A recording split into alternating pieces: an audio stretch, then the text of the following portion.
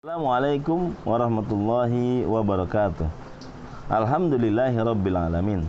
Wassalatu wassalamu ala sayyidina Muhammadin sayyidil awwalin wal akhirin wal mab'utsa rahmatan lil alamin wa ala alihi wa sahbihi wa man tabi'ahum bi ihsan ila yaumiddin. Amma ba'du. Wa qala Allah ta'ala fil Qur'anil Karim, a'udzu billahi minasyaitonir rajim. Mathalul ladzina yunfiquna amwalahum fi sabilillah kamathali habbatin ambatat sab'a sanabila fi kulli sumbulatin mi'ata habbah wallahu yudha'ifu liman yasha' wallahu wasi'un alim. Sadaqal azim wa nahnu ala dzalika minasyakirin wa syahidin walhamdulillahi rabbil alamin. Kaum muslimin dimanapun berada, semoga pertemuan kita ini senantiasa selalu dirahmati dan diberkahi Allah SWT. Dalam sebuah kitab yang ditulis oleh Syekh Muhammad Khalid yang berjudul tentang 60 kisah sahabat, dan juga dalam kitab yang lain yang ditulis oleh Syekh Muhammad bin Saleh Al-Munajjid yang berjudul Risalah Puasa Nabi Muhammad SAW, dikisahkan Thalha bin Ubaidillah namanya. Dia adalah sahabat ke-6 yang masuk Islam. Dia pun masuk 1 dari 10 sahabat yang diberi kabar surga oleh Rasulullah SAW. Suatu ketika Thalha masuk ke rumah dengan muka yang sangat kusut. Tampaknya dia tengah dilanda masalah serius. Lalu istrinya yang bernama Su'da bin Auf Al-Muriyah bertanya kepada beliau, "Mengapa wajahmu kusut seperti itu? Apa yang telah terjadi padamu? Adakah yang bisa kubantu, wahai suamiku?" "Tidak, terima kasih. Engkau adalah sebaik-baik istri seorang suami," ujarnya Thalha. "Jika demikian, apa yang telah terjadi padamu?" Begitu jawab istrinya. Thalha lalu berkata, "Hartaku terus bertambah dan itu sangat menyusahkanku. Jangan terlalu mempersulit diri, bagikan saja hartamu," ujar sang istri dengan entengnya. Mendapat masukan ini, tentu Thalha pun langsung membagikan seluruh harta simpanannya kepada kaum muslimin. Kalian tahu berapa harta simpanan Thalha bin Ubaidillah ketika itu, wahai kaum muslimin? Sang cucu, yaitu Thalha bin Yahya, mengatakan bahwa jumlah harta yang dibagikan kakeknya saat itu adalah 400.000 dirham. Kalau kita kurskan di tahun 2020 ini, jumlahnya sekiranya kira-kira 28,8 miliar. Jadi kalau dikurskan 1 dirham itu 72.000. Itulah Thalha, sosok yang dididik langsung oleh Rasulullah SAW. Karena kedermawanannya yang melimpah, dia mendapat julukan Thalha al-Khair, Thalha yang memiliki kebaikan.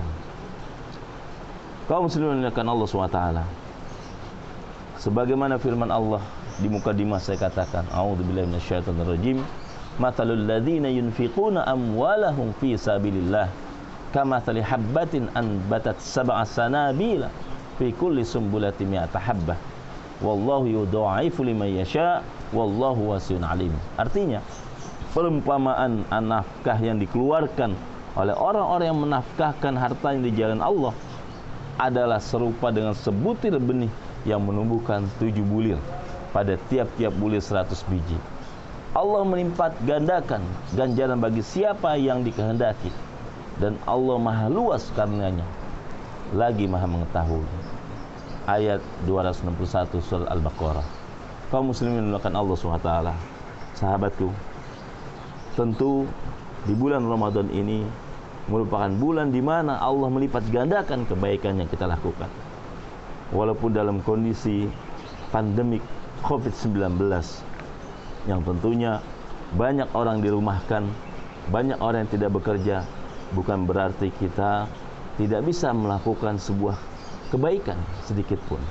Apalagi sedekah itu bukan hanya sekedar harta semata, tapi sedekah itu adalah bagaimana kita bisa senyum di hadapan saudara kita, senyum terhadap tetangga kita, bahkan kita memberikan rasa kenyamanan kepada keluarga kita, terlebih kita banyak beraktivitas di rumah. Sahabatku, kaum muslimin yang dimuliakan Allah SWT, maka tentunya orang-orang yang menafkahkan hartanya di jalan Allah, yakinlah bahwa Allah akan memberikan balasan yang sangat banyak, bahkan mengumpamakan seperti sebuah benih yang tumbuh dari 7 bulir, dan setiap bulirnya itu mendapatkan 100 biji. Bayangkan bagaimana kalau kita dalam hitungan akuntansi, tentu ini merupakan nilai yang sangat banyak. Seorang Talha, dia memiliki uang yang begitu besar, namun dengan uang yang dia milikinya dikembalikan kepada orang-orang yang berhak, dia berikan pada orang yang berhak. Untuk apa? Karena dia tahu segala sesuatu yang bersifat keduniawian hanyalah semacam fata morgana, sesuatu yang sementara yang pastinya akan hilang. Sehingga harta yang ada di tangannya bukan menjadi harta yang harus menjadi miliknya sepenuhnya, akan tetapi harta yang menjadi bahwasanya di situ ada orang yang harus diberikan, ada hak orang lain yang harus diberikan.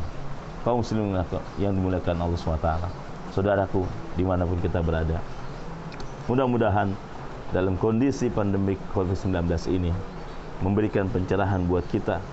Ketika dalam kondisi lapang, tentu kita mudah untuk memberikan sesuatu yang kita dapatkan dari hasil kita sendiri.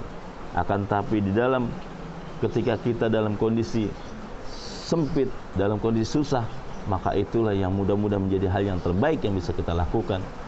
Ya, fis-sarra'i wad-dharra. Ketika di waktu lapang maupun ketika di waktu sempit, ketakwaan kita tidak akan pernah hilang, tidak akan pernah pudar, terutama dalam bersedekah, terutama dalam memberikan kebaikan, apakah itu harta, apakah itu senyuman dan lain sebagainya, yang ringan maupun yang berat. Maka ini mudah-mudahan menjadi nilai yang sangat besar di sisi Allah SWT. Marilah kita bersyukur kepada Allah SWT. Semoga Allah senantiasa menyelamatkan kita semua, khususnya kaum muslimin, dalam menghadapi musibah pandemi COVID-19 ini. Semoga kita semua selalu dalam lindungannya dan bisa melaksanakan ibadah Ramadan hingga akhir dari Ramadan ini. Dan semoga wabah musibah COVID-19 ini bisa terhilang dengan segera di bulan Ramadan ini, bulan yang penuh ampunan, yang senantiasa doa-doa yang kita panjatkan, yakinlah Allah selalu akan mengabulkannya. Demikian dari saya, mudah-mudahan bermanfaat. Hadanallah wa ya ajma'in. Wassallallahu muwafiq ila aqwamit thoriq. Wassalamualaikum warahmatullahi wabarakatuh.